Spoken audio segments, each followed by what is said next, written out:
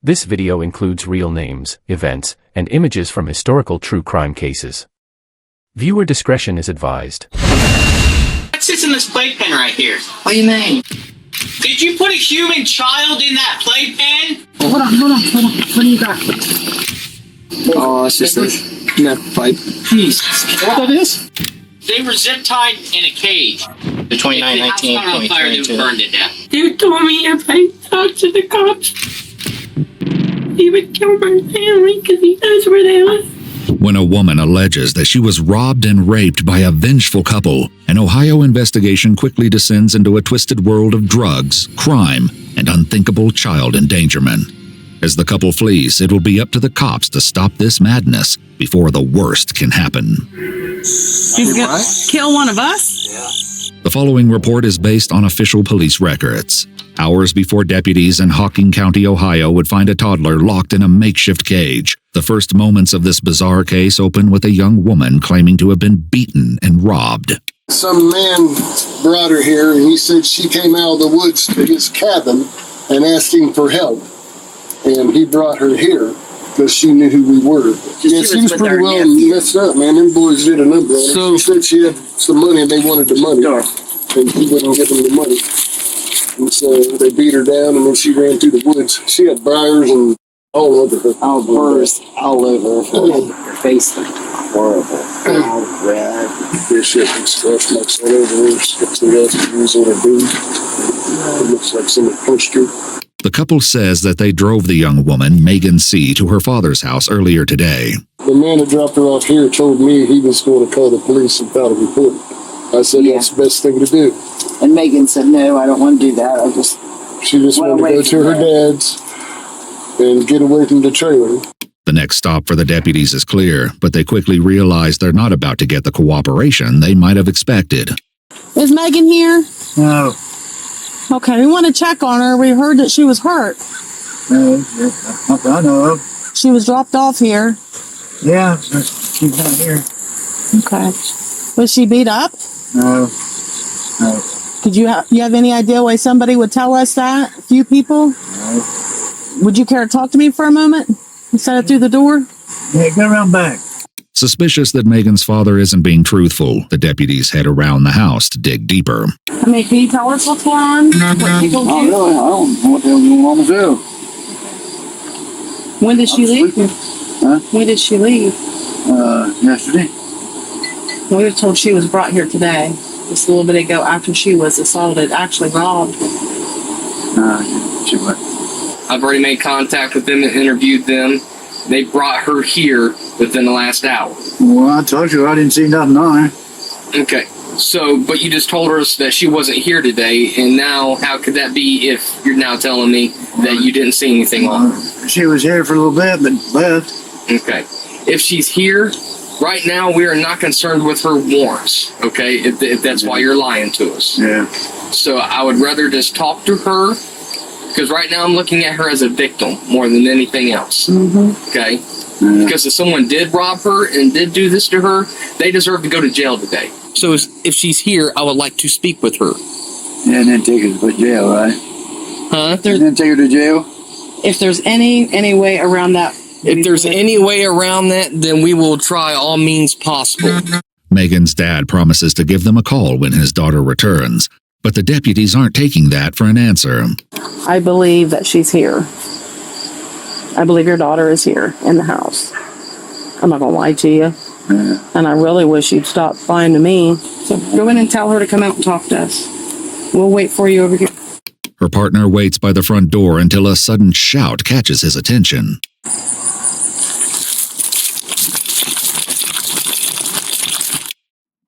Yeah. I can't get out. So she's not here? Yep, he said he was sleeping. When he went in there to look, she's not there. Megan's family agrees to let the deputies look around, and in a case that will grow to involve many forms of crime and deception, the victim's elusiveness is only the beginning. Her cell phone is in here on charge. Her money's laying on there. Her purse is here, and a cold drink is still in that bedroom. She's in this trailer somewhere. But Megan is nowhere to be found, leading the deputy to seek help from her mom. You can tell us where she's at. Oh, I don't know. Well, if you tell me where she is, you're okay. And she will be okay. I don't know. I'm gonna live without her. Will you try to keep her from taking her to jail? I'll do my part. He's hiding herself. You're okay. Okay.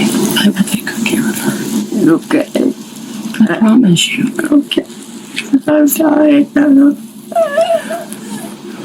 I can tell you're upset, and I can tell that you are not feeling the best. With Megan's hiding spot revealed, the deputies devise a ruse to confront her family and friends, preventing her from knowing that her mom gave away the game. We know there's a high probability of her being in here, okay? Because no one's going to leave their phone, leave all their cash, especially if they were just robbed for some of their cash. They're not going to leave the rest of it. Probably not. I don't know. Unlock his cabinet. Unlock this cabinet or I'm going to bust the lock off of it. You heard something in the cabinet? Yeah, it's moving around. I'm going to ask you right now. Is she in the cabinet? Stay still, Megan. They're just We heard something in the cabinet. Is she in the cabinet, sir? What the f*** I do, buddy? Megan, if you're in that cabinet, you need to tell me now. All right, Megan, when he opens that, just keep your hands up where we can see him. Everything will be just fine. You are safe. She's beaten and rubbed. And then now she has to We are go to going jail. to take care of you, okay? molested, and I'm ballistic. I have to go to jail You're, because I have a warrant. you are a victim. That is our first priority. No, you're going to You- send me to jail. No, you are our first priority, Megan. But amid the absurdity of having to track her down in a locked cabinet, Megan now drops a bombshell accusation. He molested me, his girlfriend did, and he raped me, and now I gotta go to jail like this. Here's the deal, okay? I want to put the people who did this to you behind bars. Yeah, but I'm gonna be in jail for a long time. Megan, we don't even know what your warrants were for. Everything else, but I need to go. I can't. As Megan wrestles with the consequences of coming forward, her mom gets into it with her family. You ain't. Get out of the way. Get away Talk from to you me. for a second. I'm going to be leaving. I know. I just want her. Yeah. What is it? You want me to give her a lighter? Yeah.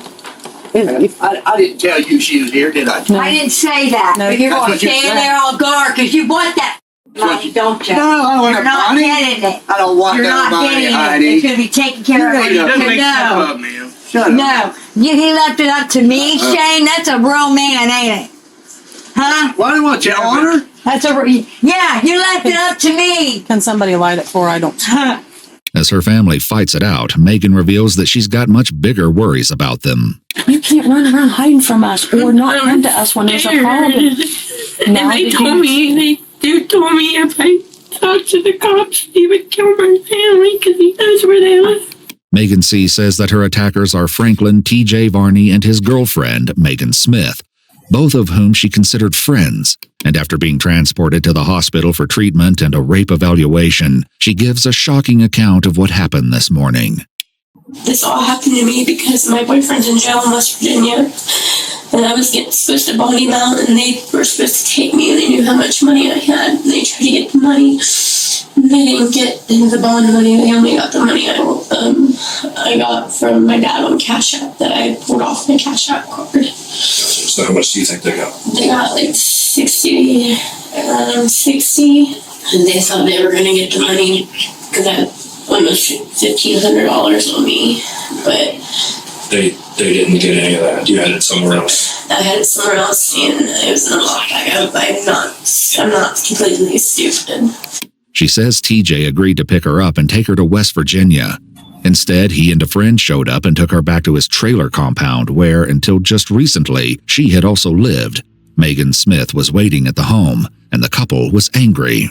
He got mad because he said that we threw his dead grandpa's hat away, and that's why he did what he did, tried to rob me, and that's why they did what they did to me, to get even with my boyfriend. And Megan said her reasoning was her dad's sister's stuff was thrown away. That's not what happened.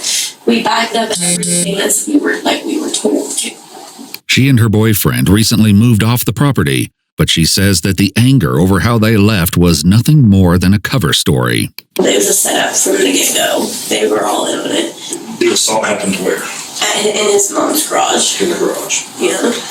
And straight after the assault, I'm assuming is when the other stuff occurred, right? Yeah. And that was also in the garage? Yes. And then, as soon as I got a chance, I took off running, and I ran through the woods, and that's why I had these bursts all through my hair. Megan agrees to take care of her warrants and concludes with a warning about the couple's children, who are currently in the custody of TJ's mother, Ella. They have them 2 kids there, and the little boy saw a lot of the assault. The little girl was just inside, but they did the drugs right in front of her, like in the same room as her. And someone needs to get out there and drug test Ella, because that's not fair to that little girl. She's an angel. When deputies descend that night on what they call the Varney compound, the children will soon become priority number 1. But first, they must figure out from the others on the property where exactly TJ Varney and Megan Smith can be located. So who's actually living in Ella's little place here now? Nobody. Anybody. Where's TJ living at? I ain't seen him probably about 2 years. Oh, bullshit. Listen, I already told you, you lie to us, you go to jail. I ain't lying to you. Quit it. Absolutely are. Yes, you are. You're not good at it either. I mean, I ain't seen him. He's been living here. He's been living here in Ellis. Yeah, that was last year. No, that was yesterday and today. Oh. Yeah. Well, you should probably stop talking if you're going to lie, because you're going to go to jail. I mean, that one was... Look, I'll run you myself all the way to Columbus. I don't care, but if you lie again, you're going to go to jail. Do you really think we would have came with this many people if we didn't already know he was here? No. Okay. I ain't saying that, but I ain't seen him. The other tenants aren't much help, but soon a transmission over the radio changes things. We were just talking. Here we are, the back door shows report up. I got a four-wheeler when I go looking. Here's clear. That's your call, sir. Yeah. Y'all let's go deny it. They were never here. Weird how that worked out. Megan Smith and TJ have fled into the woods together, but when the deputies arrive at their last known location, the home of TJ's mother, Ella Webb, the focus quickly shifts to the couple's young children. So Megan abandoned her kids once again? Yes. Well, no, I've had this since she got out of the hospital. But not... So, fake happened? Yeah.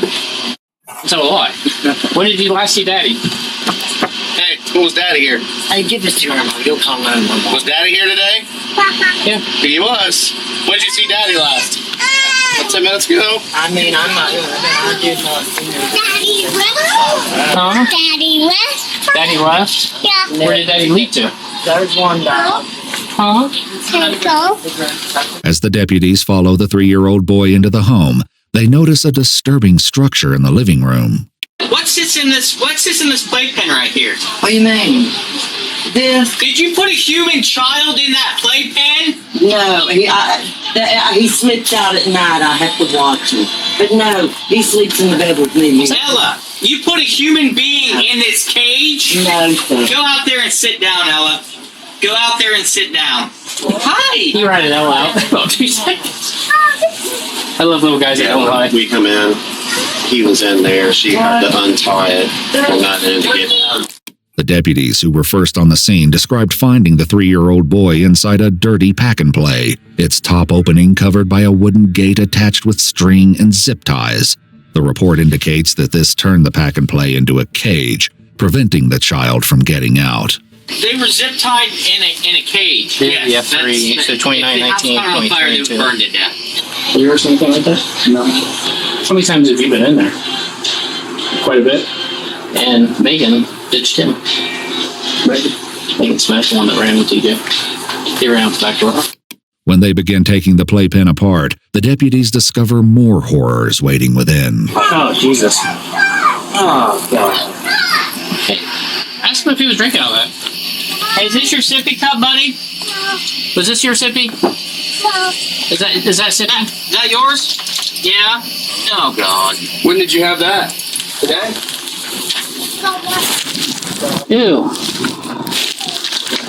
Can't eat bugs and you can't smell it. This was in the crib when I took part. That's horrible. Faced with more than they expected to find out here, the deputies called Child Services. We're on scene of a search warrant. There's 2 and a 3-year-old that was at the house. It was a rape and a robbery that occurred here.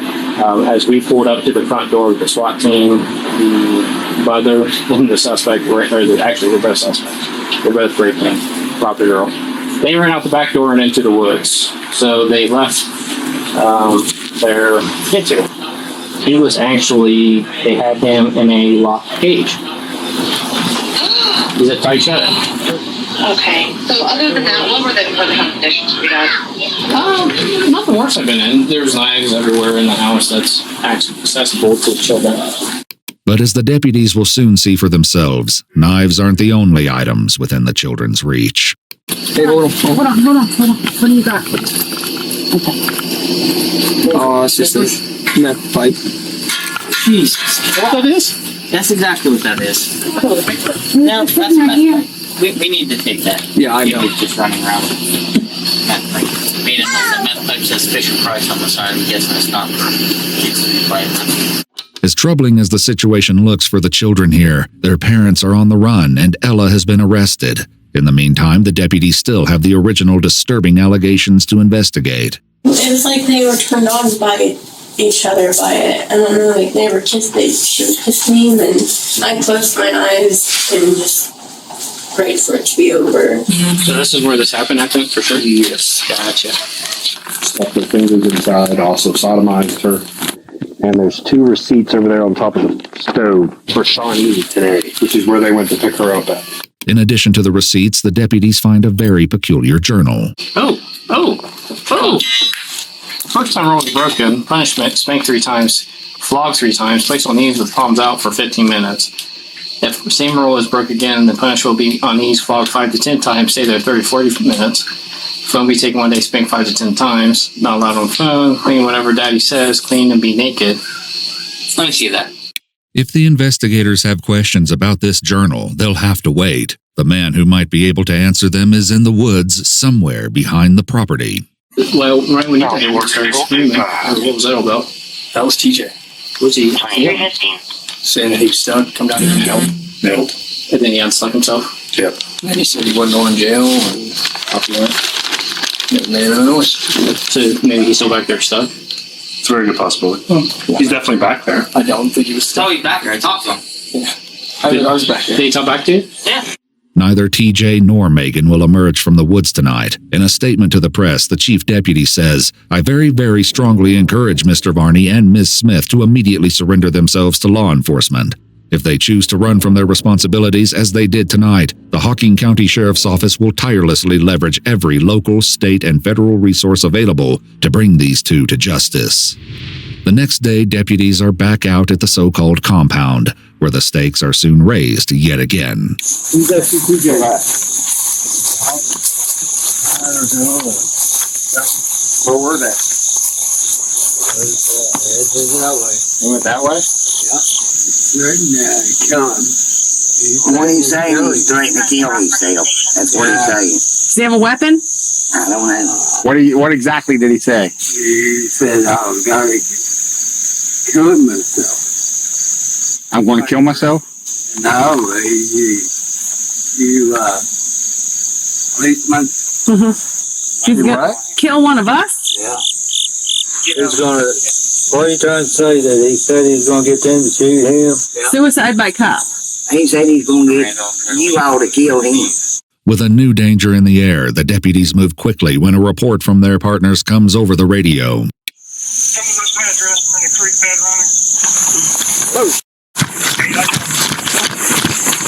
Got him detained? I love you, baby. I love you. I'm sorry. You're looking at the trailer. We're just left of it. We're going to bring them out. Is it better that way or this way? This way, sir, better. You're going to walk through a million briars over there. The best of us to jump across the creek right here and go back up over the hill, sir. We're not far from the road. We're going to walk them out. After navigating through the thick woods and a creek, The suspects are patted down and taken into official custody. I haven't searched for you. I don't have any needles. I don't have any needles, but there might be some stuff in my pockets. I know there's a straw. Okay. Yeah, I don't. Is that all? There's broken cigarettes. Don't dig for anything. I'm not sure what's in this pocket. It's a big size bulge right there for just a straw. I think it's a teddy. I think there's a little glass teddy bear in my pocket. Anything on you? No. Maybe a pipe and some confetti on this side. But then fall out on a piece of foil. You have kids? Why didn't you guys come out of the woods last night when deputies were up here looking for you? I did, but when I came out, everybody was gone. Yeah, you can look at me, I promise. I was stuck in a briar bush. Your child was stuck in a playpen that she turned into a cage. Were you aware of that? No. Oh, now. You're getting stuck by briars. He was in the house. I didn't know she did it to him. Well, tell us the truth about that, okay? Because she said that you did. She said that you know about the playpen, right? Is there a playpen in the house? Yeah, there's a playpen in the house. Okay. Megan and TJ are taken to the station, where the cops will have many more questions.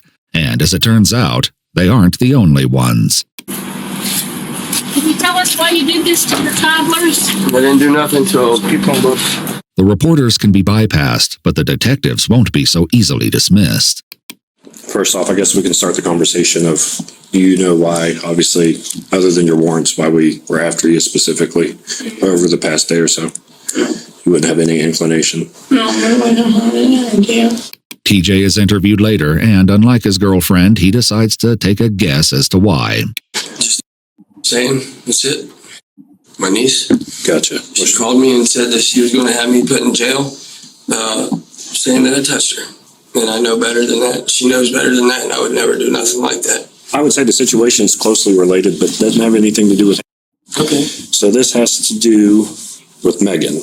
She was at the house yesterday. That's so the general synopsis is that she stole her dope, and now she's, oh boy. Well, of course she's not going to tell me dope, but she said Stole her dope. about 60, she had $60 on her. It wasn't that much. I'll tell you, I'll be honest, it was worth way more than that. It was fentanyl in a vial, a glass tube. Gotcha. When I took it, it was $1.5 grand, so it would have been about $160 on the street, but that's all I took was Fetty. Took Fetty. She came over and she got my girlfriend better, my wife. I call her my wife Megan, my Megan better. She left the vial sitting next to all of her bags. I picked it up, I walked out. She didn't see me walk out with it. I come back into the garage, we're smoking. She says, "Where's my Fetty?" I'm like, "Crazy, I don't know where your Fetty's at, you put it up."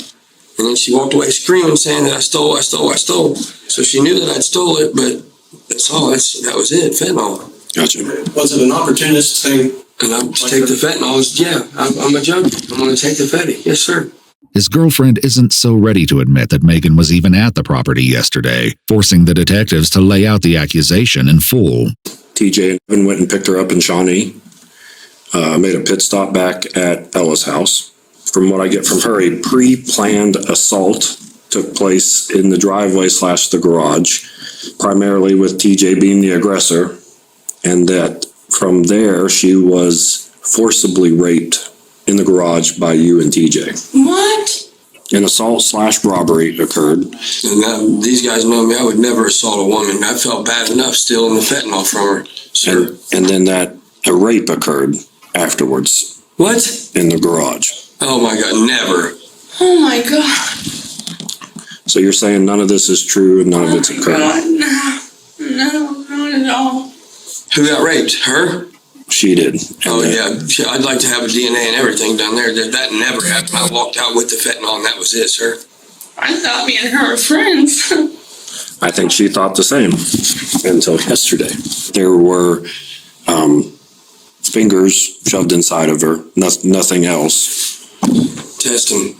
I never would do nothing like that to any woman. So you don't know anything about an assault? No. TJ assaulting her, smashing her cell phone? I don't know nothing about that. Taking any money from her? No, I don't know nothing about that. I bet you her DNA's nowhere on me. I never touched that girl. You didn't assault her and take her phone? No, sir, I did not. I took the fentanyl and I walked out of the garage. That was it, sir. You didn't smash her phone or anything? No, sir. She threw her phone at me. Gotcha. No, sir, I did not. Both TJ and Megan are adamant in their denials, but it's not long before their stories start to diverge, if only slightly. Megan admits that both she and TJ were angry about the way Megan C. had moved off the property. TJ took her phone out of her hand and smashed it. And she started crying. She said, please don't do this to me. I said, Megan, come outside. Let's talk. Me and her walked to the truck. We talked all the way to the truck. At this point, TJ had done took the dope and everything. There was never no rape that happened. If a rape happened, it happened in 30 seconds that I walked out the garage door and I come back in. You're saying no sexual assault occurred? No, sir. No regular assault occurred. No assault, period. How long was TJ alone in the garage with, About 3 minutes. About 3 minutes. So it's not 30 seconds, it was about 3 minutes. Yeah, but I mean, I was right there. I was walking around the backyard. How long were you alone with? I wasn't. Was never alone with her. Never alone with her. Oh, well, that's not what we got. Maybe 5 seconds. I don't know. We got about 3 minutes. Let me see. Megan was out in the yard wanting to fight after the Fetty and it all came out. She told us about that. And she fell. I come running out, helped her up. I ran back in. Maybe a minute and a half. Maybe 1 to 3 minutes. Yes, maybe. You know your little diary sex fetish book that you guys have? Punishment, spank 3 times, flog 3 times, place on knees with palms out for 15 minutes. I don't know. You know what I'm talking about. No, I don't. You know what I'm talking. You know exactly. Honestly, if I could see it, I would tell you. Yeah, I probably would. It's a spiral notebook. It's a spiral notebook. Handwriting in it. With rules and punishments. Because we are submissive. Okay. Can I tell you that some of the stuff that was describing as happened to her was written in that book? She lived in my house with her. Lived in my house. I was in jail, man. I was in jail. They lived there and they went through everything I have. It becomes clear that if the accusations are true, the couple won't be confessing today. However, that still leaves one other significant issue on the table. Do you know of anything about your boy being put in the pack and play with the baby gate zip tied and tied to the top of it? No, they asked me that outside. I would not do that to my kids. So when SRT hit the house last night, that's how we found him. We found him in the pack and play with the baby gate attached to the top of it securely. And he was inside the pack and play with a soiled diaper and a baby bottle with curdled milk in it. What? Inside the pack and play with the baby gate on top of it. Ella had to just put him in there because he wasn't in there when I took off. There's no way that Ella put that child in the pack and play, put the cover over top of it, and zip tied it in the short period of time that we made it to the front door and you guys ran out the back. It is physically impossible. So we know, Detective Wright and I know, that you are not being honest. Ella was also confronted about it last night after she was arrested. I would never. Okay, was there a reason the way that was done? He slips off, Okay. and I was getting in the shower, and I can't trust him to even get in the shower. He comes out the front doors. Okay, so you did that just so you could get a shower and make sure he didn't run off. Yeah. So you don't have like locks on the door, protective locks. Okay. Yeah, I do have locks, but he knows how. He's like a little Houdini. So my son, he won't stay in his playpen at nighttime if we don't put something on the top of it. And he likes to wander around the house and get a hold of cigarette lighters. Okay. So how do you secure him so that he doesn't? Usually it's a cage or like a dog gate will be put on the top of his playpen, and that's it, set down on the top of it. But he's gotten where he moves that, he tips it over so it gets secured with like little tie things. Usually it's tied by little pieces of sheet. Zip ties. Yeah, I mean, just secure the zip ties. Whatever they could put on their zip ties is a little much, man. Because if something happens, you ain't gonna be able to get him out of there fast enough. Correct. Yeah, that's what I always had a problem with that too. Whether the danger is that the boy will run out the door, grab lighters, or even something else. Oh, it's just a neck pipe. Megan insists she didn't know the top was locked down. I didn't know he was zip tied in it. I didn't know he was So you knew the cover was over it? I knew that was put over top of it. Ella told me because Ella told me she couldn't handle him. So I was So you're aware that your child was in the pack and play and that a cover was placed thought over that top it was of it. just sitting on top of it that he could get out. I didn't know that it was zip tied. Why would there be a cover over top of it if you think he could get out? Ella told That me is she bullcrap. couldn't handle You can stop lying to me at any point in time. Do you understand that? thought that it had a Velcro on it. I didn't know that it was so tight. So we do have a search warrant for the property, but I want to make sure that it's okay for us to take pictures of it's a pack and play, isn't it? Why would you guys want to hurt me? I don't hurt that child. No, you don't take pictures of the pack and play. Why would you to hurt me? So I could lose Sissy? I don't hurt. Yeah, you do. Every experience I've had, you guys has hurt me. Ella Webb pled guilty to attempted endangering children, a fourth-degree felony, and was sentenced to 1 year in prison. 2 months later, she was given judicial release and placed on 5 years community control. I didn't know they had a cage in it. You didn't know she zip ties a baby gate to the top of it? No, I didn't. He's been staying there for the last 3 days. He usually stays at my mom's and Chancy. So why would you leave him there? Because I didn't have nowhere else for him to go.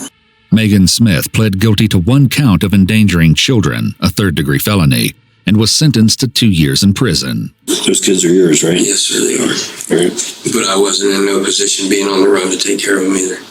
Understandable. Well, they're in shelter care now, so they're in a foster family in an undisclosed location. Franklin T. Varney, a.k.a. TJ, pled guilty to child endangering, a third-degree felony, and was sentenced to 3 years in prison.